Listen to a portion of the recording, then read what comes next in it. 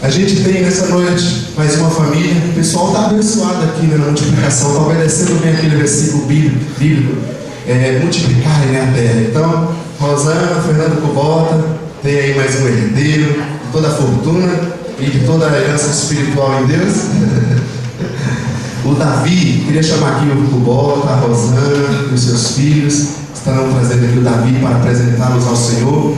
Aqueles que são novos, todos sabem, como igreja protestante, nós não batizamos crianças, mas apresentamos ela ao Senhor, oramos por ela, para que a família eduque, como igreja também, guiamos ela na presença do Senhor, para que quando ela tiver uma idade que entenda, ela venha tomar a decisão de seguir Jesus. Então temos aqui essa família bonita, abençoada.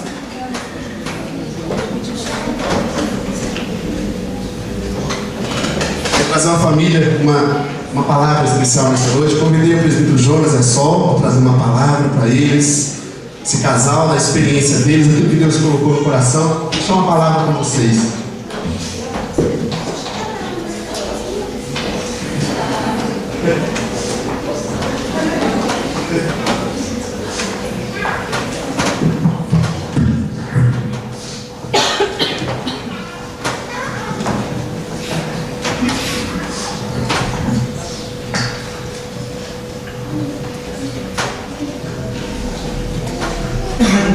De recitar uma poesia que eu achei que tem tudo a ver quando a gente recebe os nossos queridos filhos, né? Obra da mão de Deus, né? Deus trouxe, nos deu o privilégio, nos dá esse privilégio de ter o Davi, que nasceu dia 2 de abril, às 0 horas e 45 minutos, né? Filho da nossa irmã Rosana, nosso irmão Fernando, e irmãozinho do Vitor, né, Vitor?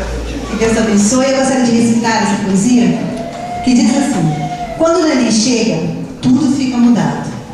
Ele traz o povo da casa ocupado. Dá a cada pessoa uma obrigação. Traz ansiedade, medo e preocupação. Mas, para contrabalançar tanto dever, traz uma fonte inesgotável de prazer. Quando o neném chega, tudo fica mudado. Os seus pais ficam logo cheios de cuidado. Ficam impressionados com a febre ou a dor.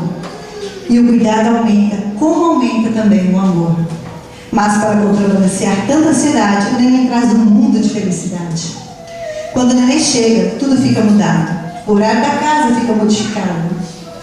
Se ele se remexe um pouco no bercinho, já ninguém dorme, acumulando dor de carinho. Quando adoece, noite de senhora vem, mas o neném traz tudo isso, e o céu também. É um céu quando a gente tem os nossos filhos, né? Parte daquilo que Deus nos conferiu. E vem também com tudo isso a nossa obrigação como pais de instruir nossos filhos, né? E nessa noite a gente quer compartilhar com vocês algumas sugestões, alguns conselhos que a Bíblia nos traz para a educação dos nossos filhos. A tarefa é árdua, mas com Deus nós chegaremos ao alvo onde Deus quer que cada família chegue. Graça e paz. Agora eu lembro até do meu professor Ney, que falou: escreve tudo, né? Porque você às vezes quer falar, começa, né? Aí você se perde, então não fique preocupado, não, só escrever aqui para ter segurança, né? De sair da zona de conforto. Mas eu gostaria de participar. Depois que na minha família é muita mulher, né? Tenho 6 cunhadas, então depois vem 3 filhas, vem uma neta, Giulia, né, que está lá no sul, e agora o beijo vem com tudo, né, para mim, para quebrar, né, esse paradigma. Mas é uma bênção, né? Logo nós estaremos apresentando o beijo. Tive o privilégio de apresentar a Giulia lá no sul, né? E aqui hoje o Davi. Eu gostaria de trazer aqui rapidamente uma palavra que se encontra em Provérbios 13, 22, a primeira parte dele, que fala a respeito de herança, como o pastor Léo mesmo falou. E a palavra diz que o homem de bem deixa herança aos filhos de seus filhos. Olha só, não só ao filho, mas também aos netos. Porque nós sabemos, né, que a bênção do Senhor vai de geração em geração. E nesse momento, então, nós gostaríamos de deixar até alguns conselhos aos pais, alguma orientação bíblica nesse sentido, porque estamos vivendo uma inversão de valores, né? E quando se trata de herança, Nós particularmente que trabalhamos a receita sabe disso, né? A herança não é só aquilo que você ganha, se você deve também é herança. Você deixa para o filho dívida também, né? Então aqui temos alguns pontos aqui que eu gostaria de destacar para estar atento a respeito dessa questão de herança, né? Que vocês devam trabalhar. Qual é o tipo de herança que normalmente nós temos, né, buscado, ou o mundo ensina, as escolas ensinam, né? Herança muitas vezes, saúde física, claro, é importante. Herança monetária, né, que todos os filhos querem na hora do testamento ali ver quanto deixaram para mim. Herança intelectual, né, muito bom isso, né, procurar trabalhar bastante, dar condição da pessoa crescer, aprender cada vez mais.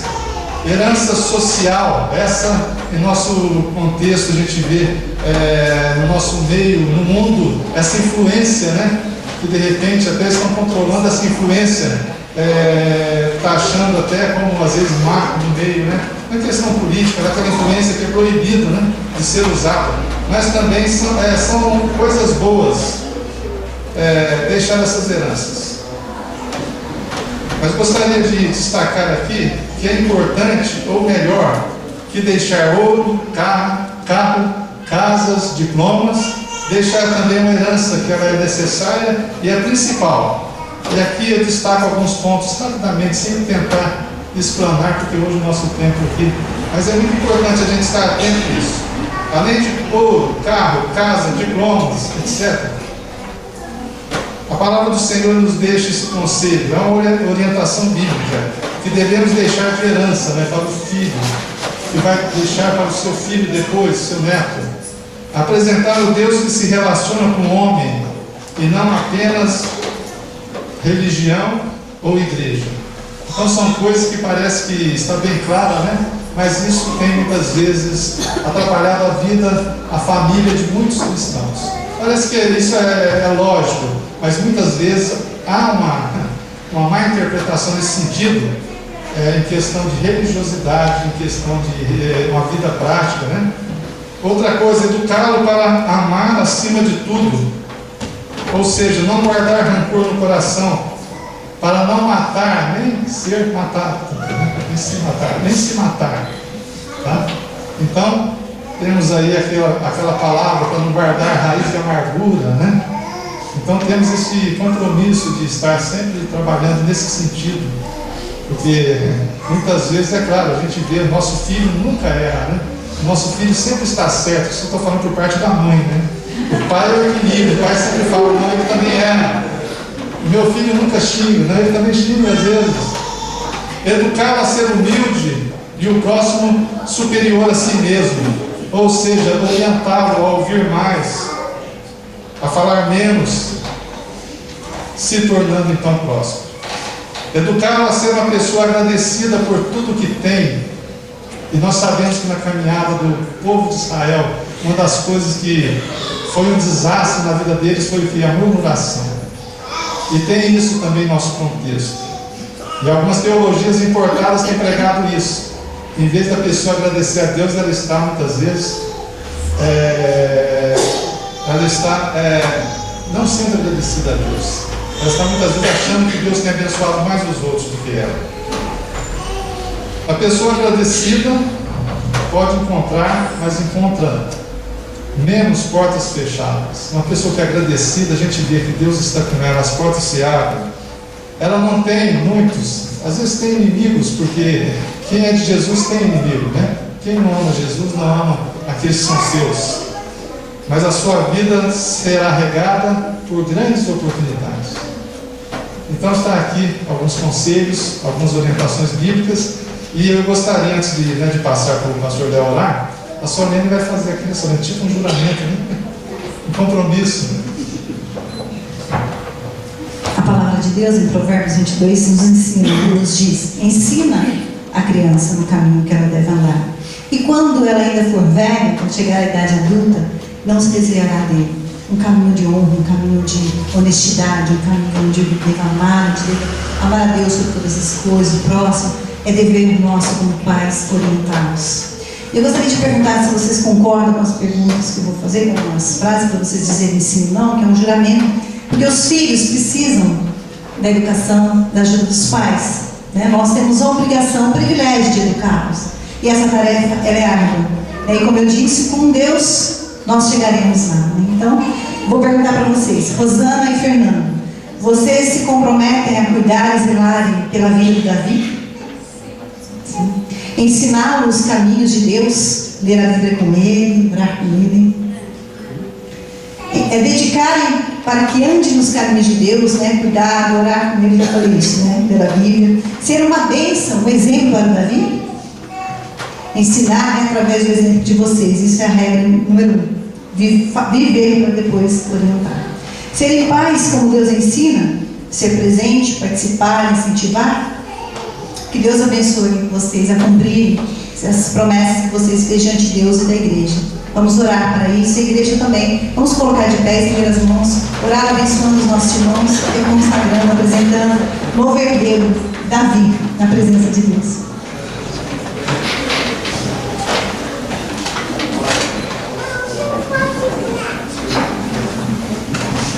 Sempre que a gente tem que orar por uma criança, eu lembro daquela situação de João Batista, né?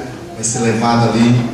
E eu falo sempre para os pais, olha, minha oração é sempre assim, toma só essa criança, é do Senhor, não é desses pais não. Usa eles para cuidar bem dessa criança e fazer dele um servo especial para o Senhor. Amém, gente? Não, a gente é mordomo, a gente cuida do Senhor. Que Deus possa usar o Davi para a glória dele, muito além das expectativas do Kubota e da Rosana, não é? Que Deus venha fazer dele coisas que eles nem imaginam. É assim que eu oro por cada criança, que o Espírito Santo venha sobre ela. Vamos orar então? Pedir você para estender as mãos. Jonas chega aqui perto da família. Vamos orar por eles. Meu amigo Vitor aqui, ele está querendo brincar comigo. Vamos orar, gente. Pai, em nome de Jesus, queremos apresentar o Davi na tua presença, Senhor. Oro por essa criança, pedindo que o Senhor venha visitá-la. Toma em tuas mãos, Senhor Deus, que ela cresça nos teus caminhos, que ela seja, Deus, tenha um conhecimento do Senhor, da sua glória, que o Senhor venha cumprir nessa criança os teus planos, os teus propósitos, Pai.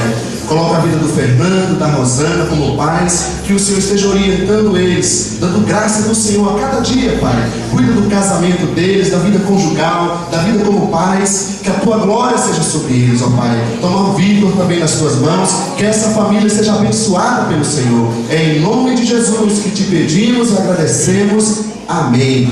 Amém, igreja? Amém.